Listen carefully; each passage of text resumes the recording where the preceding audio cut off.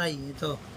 Maglalagay ngayon tayo ng ubi, ubi banana jam dito sa lagayan dito. Para yun ang natin. Yun ang natin, tinda natin.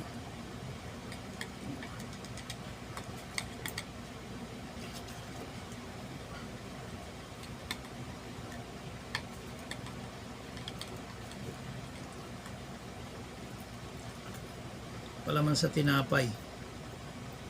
Yan.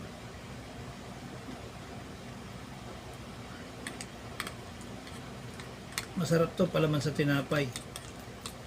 Siksik natin para maigi.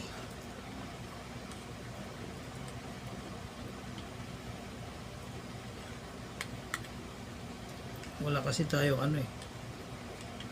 yung panglagay talaga, kundi kutsara lang.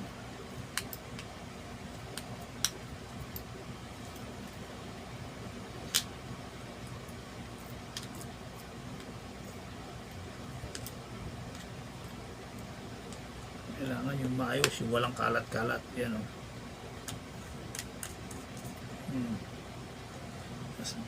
Silyon natin. Yan, nakagawa na tayo ng isa. Yan.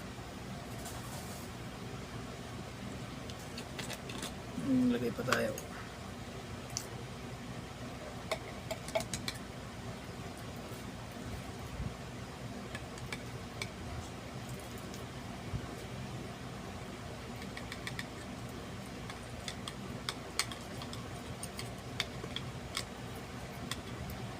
Sarap to, palaman sa tinapay.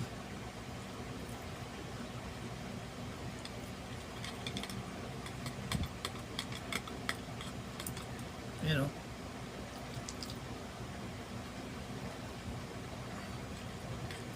Kahapon ang dami nito. Dalawang ganito naubos na. Ang dami kaagad umorder. Daming kumuha.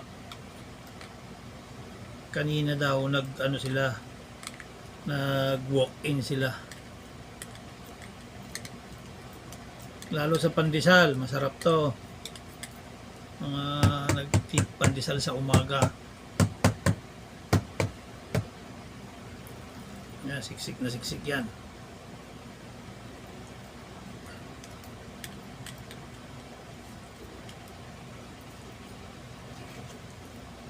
Kailangan agad to.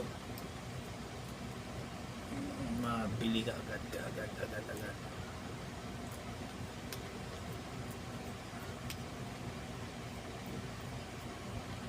Ayan, lakay.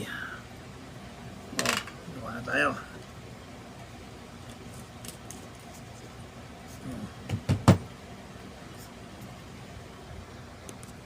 Ayan, lakay. May hindi na puno.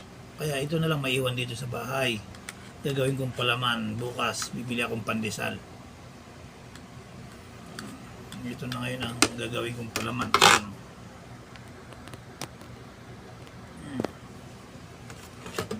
Yan, tanggalin natin. Yan. Meron hindi siya napuno. Ayan. Ito gagawin kong palaman ko na lang dito sa bahay. Ako na lang gagamit. Tapos ito lahat yung nagawa natin, no.